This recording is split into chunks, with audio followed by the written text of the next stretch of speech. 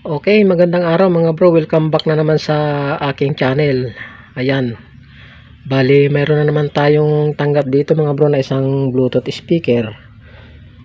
Ayan. Bali, ang problema nito ay nasira na naman yung kanyang USB port. Ayan oh, lubog na siya. Ayan. Bali, ang Bluetooth speaker nito mga bro ay Link Beats. Ayan. Kulang na lang mga bro ay Corn Beats. Okay. Pero bago natin ipagpatuloy ito mga bro ay gusto kong shoutout si Kwan, yung isa nating viewers. Ayan. Okay. Shoutout po kay Sir Celso Nobal. Ayan. Ang sabi dito, salamat po idol sa pagturo mo. Mabuhay po kayo. At pa-shoutout po from Tanay Rizal po. Okay. Si Sir Celso Nobal po ay ayan, nanood po doon sa isang video natin. Maraming salamat po sa inyong panonood, sir. Mabuhay din po kayo. Okay. Pagpatuloy natin mga bro ang ating gagawin ngayon. Pero bago yan ay intro muna.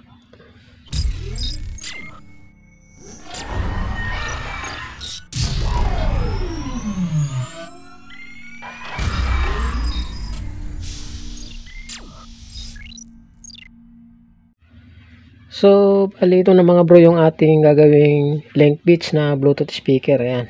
Bali, gagawin natin dito ay dadirect na naman natin sa charger. Ayan, bali mayroong binigay yung may-ari mga bro ito. Ayan, i-demo ko na naman sa inyo kung paano natin i-direct itong Link Beats na Bluetooth speaker. Kasi, pagka halimbawa ni-repair natin itong kanyang USB port ay masisira din yan kaagad. Ayan, kapag pinalitan natin. Isa pa, napakahirap pinahin dahil malilit yung kanyang pin dun sa kanyang board. Okay, buksan na natin mga bro. Ayan. Bibilisan na lang natin mga bro at para hindi kayo mainip. So, buksan na natin. Baka bubuksan pa ng iba.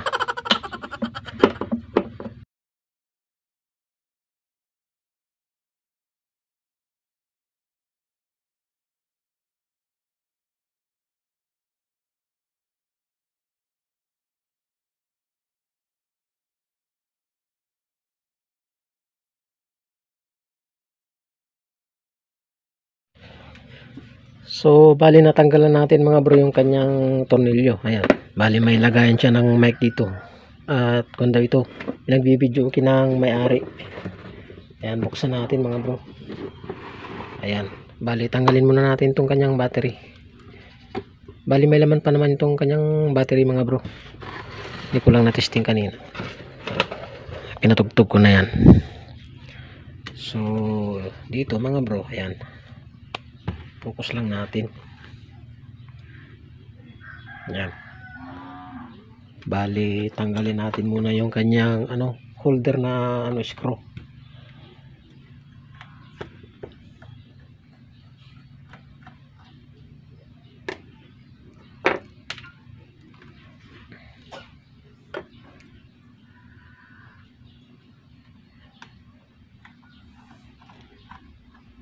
Masilan kasi mga bro kapag ganyang nababaklas na yung kanyang USB port.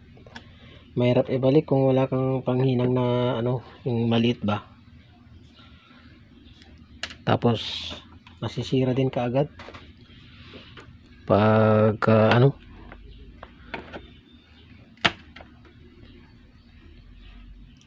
pag na-repair nagbabakyag. Kaya ang ginagawa ko mga bro ay kuha na lang ito, ina-direct ko na lang sa charger. Hinihinang ko na mismo yung wire ng charger dyan sa may terminal ng kanya USB port para tanggal yung volume mo. Ayan. Okay, bali tanggalin muna natin lahat siguro itong itong connection. So bali tanggalin muna natin itong kanyang speaker mga bro para walang sagabal ba. Ayan. Tapos yung kanyang LED. Ayan. So ito yung kanyang antenna.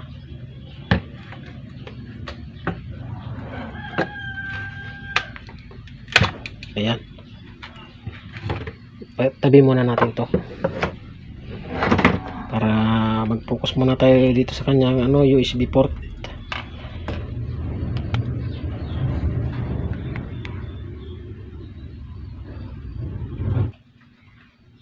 So kung mapapansin nyo mga bro, ang ating ground, kung nakaganyan ang posisyon nito, ayan, link bits na Bluetooth speaker. Ito yung ating ground mga bro, itong gilid na ito ha. Tapos tong bandang kanan, ito yung ating positive. Yan, yung nasa gitna na tatlo, bali wala nang gamit yan. Okay, tandaan nyo lang mga bro, ito yung ating ground. Pag ganyan yung position ng ating USB port, ito yung ating positive.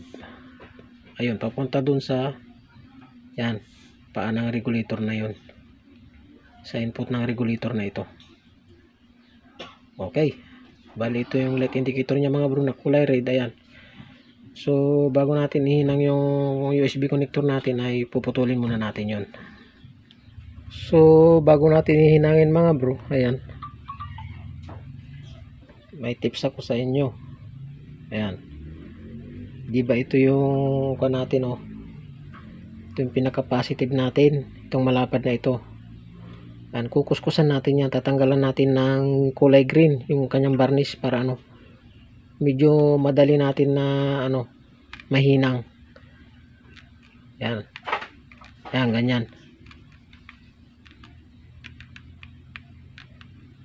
Mahirap mahinangin pag doon na sa may regulator na yun, gipit.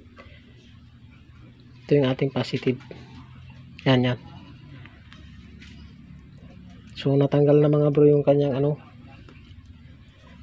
yung varnish na kulay green. Pwede na nating kanyan punduhan ng soldering lead. Ayan. So inuulit ko mga bro, ito yung ating ground, ito yung ating positive. Okay, punduhan natin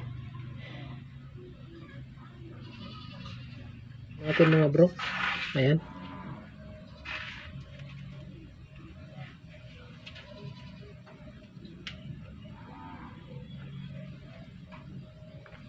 Ayan. Napunduhan na natin. So bali ito na mga bro yung ating USB connector. Puputulin na natin. Ayun, naputol. Tapos babalatan natin ito Ayan. Balatan natin ng striper natin. Ayun. Okay, swerte mga bro, hindi na tayo manghuhula dito. Bali ang positive natin ay yung kulay red. Tapos ang ground natin yung kulay puti. Ayan. Pero para makasure tayo, titesterin natin. Baka magkabaliktad kuwan. Masira pa yung kuwan natin, regulator doon sa USB port. Okay, gagamitan natin ng 2 charger. Susulbong natin. Yan. Sulbong natin, ganyan. Ayun. Tapos, sasaksak natin sa kuryente. Ayan. Saka natin testerin.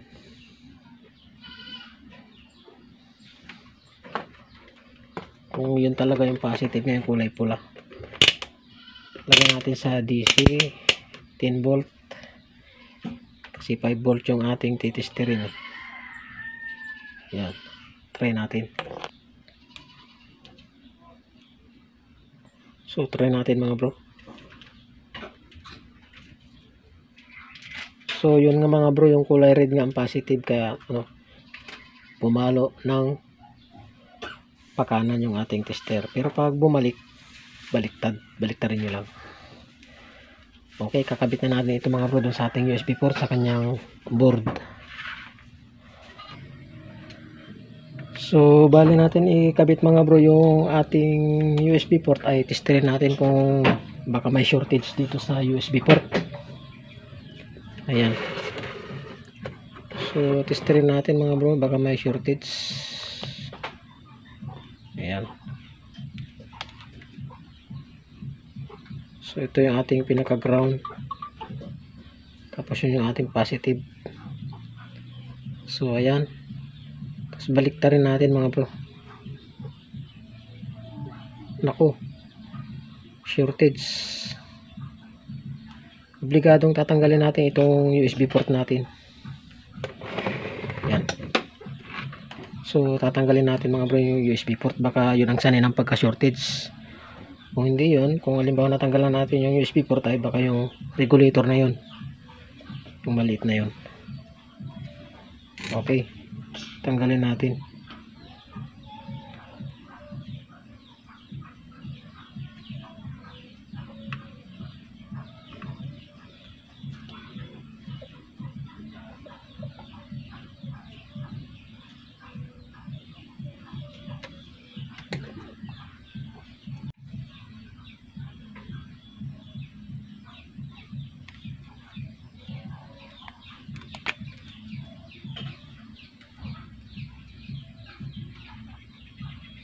Tumalsik na mga bro.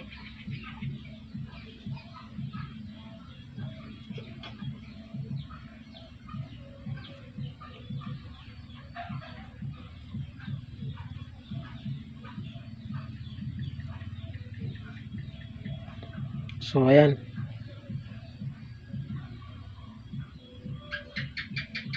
ganoon natin para hindi magdikit-dikit. Anoin natin ang dulo ng soldering tip ba.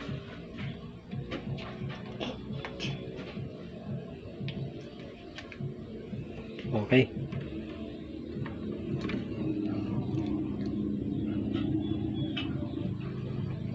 Subukan natin itis ulit mga bro kung meron pang shortage.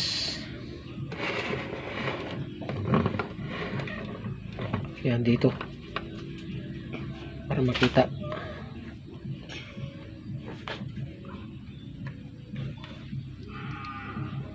So ito yung ating ground, ito yung ating positive. Ayun, mukhang nawala yung shortage mga bro. Ayan o, ni. Tapos baliktarin natin ngayon kung papalo pa siya. Dapat hindi napapalo yan. Ayun, nawala yung kanyang shortage. Okay, ihihinang naman natin ngayon. So solder natin yung ating connector. Yan. So hinangin na natin mga bro. Ito na yung ating connector. Ayan. So ipo-focus natin para makita. Ayan. So bali ito mga bro yung sanhin ng kanyang pagka-shorted. Ayan. So bago kayo magkabit ng USB connector doon sa kanyang terminal, ay itis nyo muna kung shortage ba. Ayan. Kasi nagkaka-shortage ito, nagdidikit-dikit yung mga pin nito kapag sira na yung nasa loob niya na yun. Okay, ihinang na natin mga bro yung USB connector natin. Punduan natin ng kaunti yung positive natin, mukhang kulang para kumapit ba.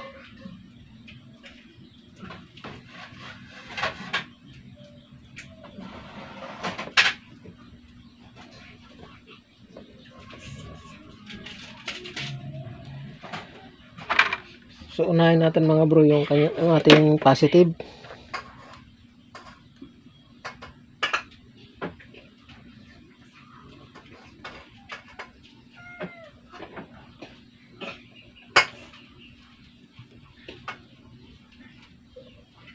Ayan. Tapos yung ground natin.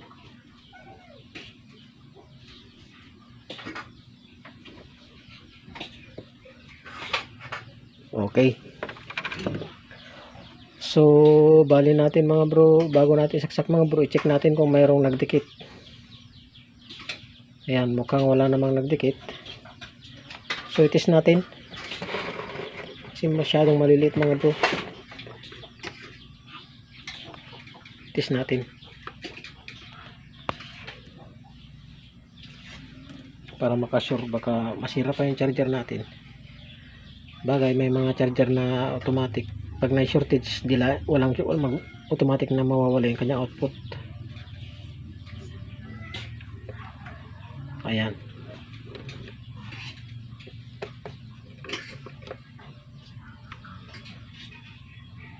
So wala siyang shortage mga bro. So testing natin. Ayun, nakasaksak na yung ating charger. Susulbong na lang natin itong connector natin. Ayan. Ayun. Nag-cooler siya, nag-charge siya mga bro. Ayun. So wala yung battery niya. Subukan natin i-on kung may display. Subukan natin i-on ngayon. Ayun. Nag-load siya. Okay. Ayos. Okay na yung direct natin mga bro. Patay natin. So ayan. So subukan natin tanggalin yung charger kung mawawala yung red. So may stuck itong charger natin. Tagal matanggal yung stuck nyo. Pugutin natin. Oh, may stuck pa rin oh.